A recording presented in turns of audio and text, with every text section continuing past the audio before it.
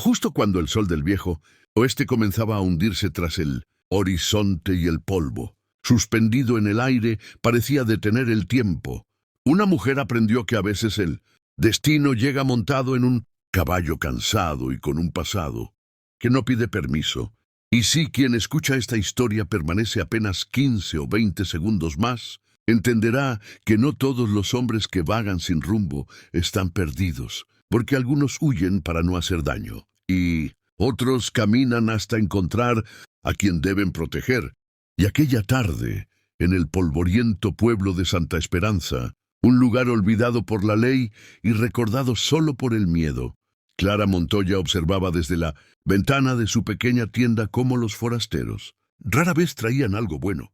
pues desde que su padre fue asesinado por una banda de pistoleros y su hermano desapareció sin dejar rastro, ella había aprendido que confiar era un lujo que el desierto no perdonaba. Y por eso, cuando vio al hombre cruzar la calle principal con el paso lento de quien ha caminado demasiado, sombrero bajo, barba crecida, revólver enfundado pero nunca presumido, pensó que era solo otro vaquero errante buscando trabajo, bebida o problemas, sin saber que en realidad estaba viendo el principio de algo que cambiaría su vida para siempre. El hombre se llamaba Mateo Ríos, aunque ese nombre no figuraba en ningún registro, y mientras pedía agua en lugar de whisky, Clara notó un detalle que otros habrían pasado por alto.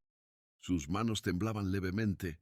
no por miedo sino por contención, como si dentro de él viviera una tormenta que se negaba a desatarse. Y cuando sus miradas se cruzaron por primera vez, no hubo palabras ni sonrisas, solo un reconocimiento silencioso entre dos almas cansadas. Y a los 25 o 30 segundos de esta historia comenzaron los momentos poderosos. Porque esa misma noche la banda que dominaba Santa Esperanza regresó exigiendo tributo, golpeando puertas, recordándole al pueblo que la ley aquí solo tenía un nombre. Y cuando uno de esos hombres entró a la tienda de Clara con la intención de intimidarla, fue Mateo quien se interpuso, no con violencia inmediata, sino con una calma que desconcertó a todos. Y en ese instante Clara entendió que aquel vaquero no era común, porque no buscaba pelea, pero tampoco huía. Y cuando la situación estalló y el primer disparo resonó como un trueno seco, Mateo se movió con precisión dolorosa, desarmando sin matar, protegiendo sin alardear, y al terminar todo, cuando el polvo volvió a asentarse, Clara no vio a un héroe celebrando, sino a un hombre temblando en silencio, como si cada acto de defensa le arrancara un recuerdo que prefería olvidar. Desde esa noche Mateo se quedó en el pueblo, ayudando en lo que podía, arreglando cercas, llevando agua, vigilando desde las sombras sin pedir nada a cambio. Y Clara, pese a su desconfianza, comenzó a notar que con él el miedo dormía un poco más lejos, que los niños jugaban un poco más libres, que el silencio ya no pesaba tanto, y sin darse cuenta empezó a hablarle, primero de cosas pequeñas, luego de su padre, de su hermano, de cómo había aprendido a sobrevivir endureciendo el corazón. Y Mateo escuchaba sin interrumpir, porque él también cargaba pérdidas, un pasado como pistolero al servicio de hombres injustos, decisiones que habían costado vidas inocentes, una promesa hecha sobre una tumba de no volver a ser el monstruo que el oeste había creado, y así, la historia avanzó entre poderosos instantes. La noche en que Mateo salvó a un niño de una estampida arriesgando su propia vida. El día en que Clara fue amenazada por negarse a pagar más tributo y él se ofreció como escudo, sabiendo el precio.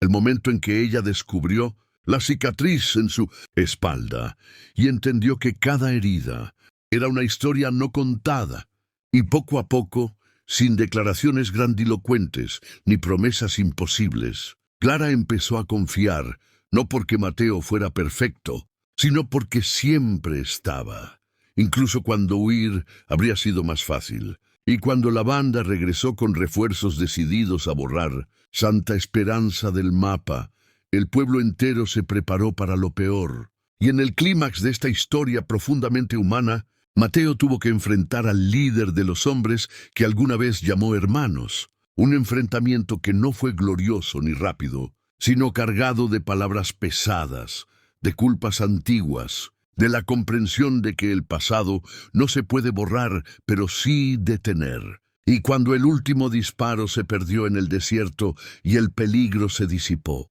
Mateo cayó de rodillas no por heridas físicas, sino por el peso de lo vivido. Y fue Clara quien se acercó, no como una mujer indefensa, sino como alguien que había elegido confiar, sosteniéndolo mientras el amanecer teñía de rojo las montañas, y en ese silencio compartido, ambos supieron que algo había cambiado para siempre, porque Mateo no era ya un vaquero errante, sino un guardián, y Clara no era solo una sobreviviente, sino una mujer capaz de abrir su corazón, sin miedo. Y la historia no terminó con aplausos ni leyendas cantadas en salones. Terminó con decisiones simples y poderosas. Mateo se quedó, ayudó a reconstruir el pueblo, enseñó a los jóvenes que la fuerza verdadera está en proteger, y Clara volvió a creer en el mañana. Y aunque el desierto siguió siendo duro y la vida nunca se volvió fácil, Santa Esperanza dejó de ser un lugar dominado por el temor,